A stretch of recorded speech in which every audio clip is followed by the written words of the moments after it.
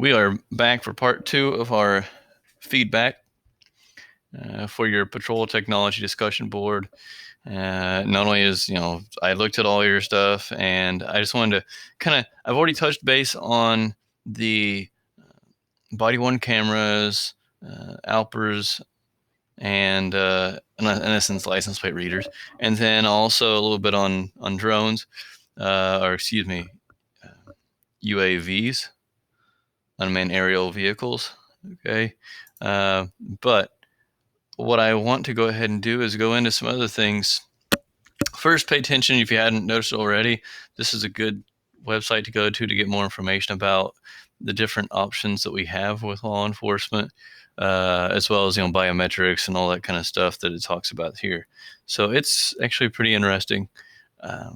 But what I wanted to get to next was some of the ideas that were brought up that weren't maybe big items, but I think they definitely need to be discussed. So one of them that I remember, I saw this a couple different places, was the use of what I would call voltage variable tasers. Okay. There are some problems with that. First off, how do you determine which person needs more of a voltage? You can't really use or utilize a taser and then think halfway through, oh, I need to dial this up. Okay. And also, you had to think about that. You had to think about things like, okay, how do I determine how much voltage is okay for someone? Yeah, that's just because they're bigger doesn't mean they can handle the voltage more. Just because they have heavier clothes, first of all, you should consider whether the barbs would even get in there in the first place. So those are all things to factor in. Another one would be the liability aspect of it. I mean, to go out and say, well, we're going to, we already have lawsuits on tasers as they are. We're going to go ahead and jump up the amount of electricity that flows through these tasers, even more, so that for all the rare instances where it causes injuries, such as like heart problems and things like that, those chances would go up. I don't foresee that being a really good solution, especially when you're looking at it from a liability and lawsuit standpoint. If you've already got that as a problem. The other thing I wanted you to think about is, what is the purpose of a taser? Yes, it's less than lethal, okay, but the way the law enforcement is set up, so let's talk about civilian tasers. Civilian tasers are set up, usually they have a setting that has a longer, call it cycle, to where it will keep that electric impulse for up to 10 seconds. Okay.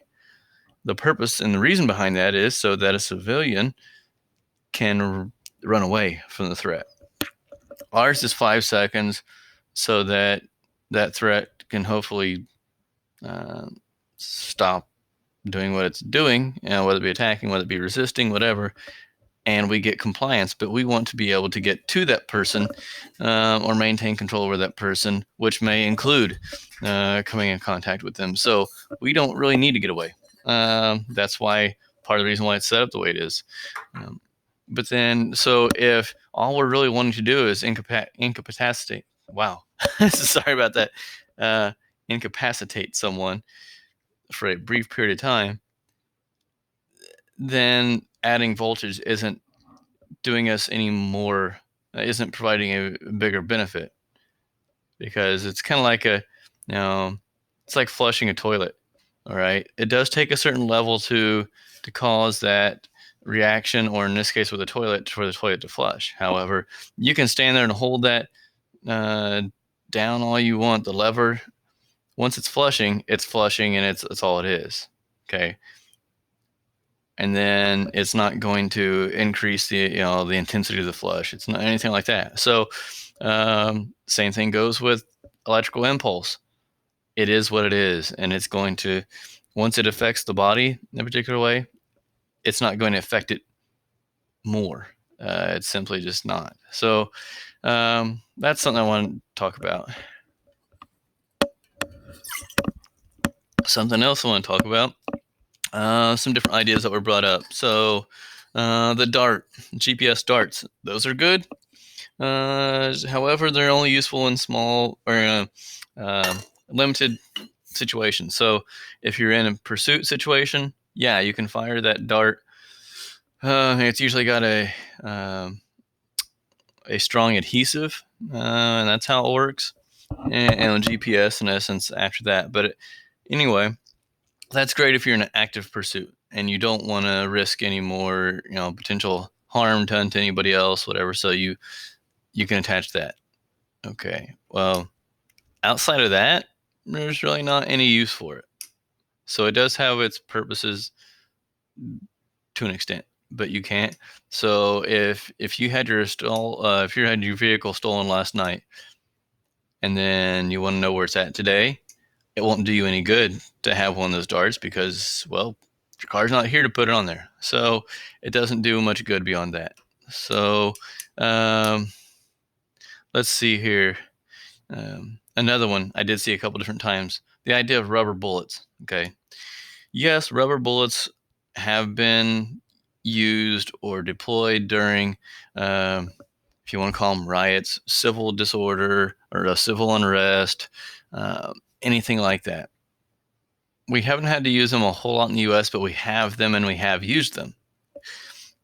But I think it's rather unreasonable and kind of, I don't want to use the word silly, but it's pretty close to that, to think that we should use those as an ongoing option for every officer to have in every situation, because you're either asking someone to carry even more equipment, which a lot of times a lot of officers will end up having somewhere between 20 and even some officers will have up to 30 pounds of equipment. But let's just say it's 20, okay? 20 pounds of equipment already on your body, especially around your waist and all that. Okay, you're going to add more to it and more things to try to fit onto a belt, and an item that would probably be set up to be similar to a firearm. You want that? Or do you want some, with where technology is right now, some unrealistic video game type of firearm that you select what you want to use? It's like Judge Dredd. We're not quite there yet. So we can't say live rounds or bullets or excuse me, not bullets, but rubber bullets or taser on the same firearm and expect it to do that. That is not how we're set up. And even those sometimes have mistakes, like weapons that are even remotely similar to that have, people have made mistakes with those. I've seen where people have accidentally, thought they pulled a taser, ended up having a firearm, ended up shooting someone they meant to only tase. I've also know where, same thing goes with, I've seen weapons that are double barreled, but they're stacked. And one, top barrel might be a rifle round, the bottom one's shotgun or something to that effect. And it's really simple to get those things mixed up sometimes. So until technology gets a heck of a lot more advanced than where it's at right now, it's not going to effectively work, because all those other firearms that are out there that are used now, like say by the military,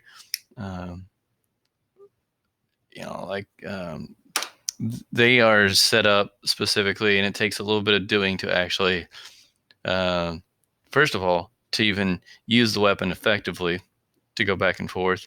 But then the other thing is, it's very difficult to carry. That's just something else that you have to keep in mind.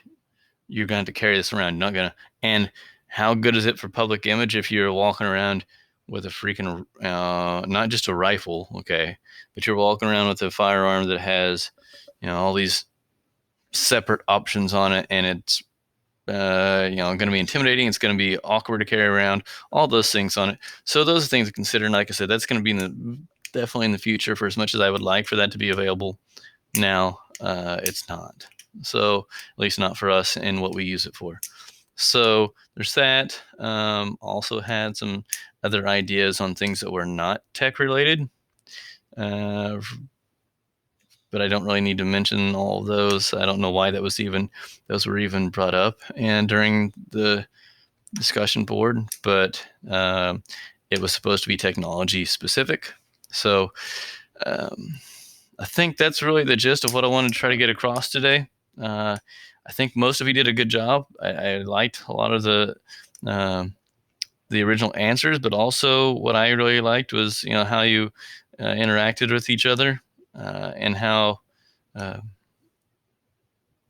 you know how you kind of put a little thought into what you were saying. So it's good. And going forward, I do anytime I want, anytime I ask you for an assignment, but especially if it's a discussion board, things like that, make sure your answers are thoughtful, meaning put some thought into it and be rational, be realistic, um, and use the information that you have received through, whether it be PowerPoints, whether it be through the book, whether it be through other information I give you. Use that.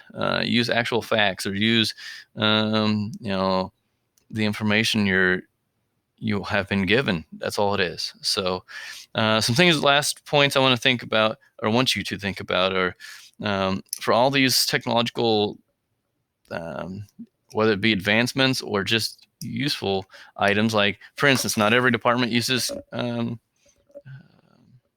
the body-worn cameras. In fact, unless things changed real recently, I know that state police in Indiana doesn't use them. So that being said, you have, like I said, different agencies, things to consider. How useful will it be? And can you afford it? Okay. Is it useful? How many people do you have that could even use it? What is the training for it? If there is any, what's the training? What's the training cost?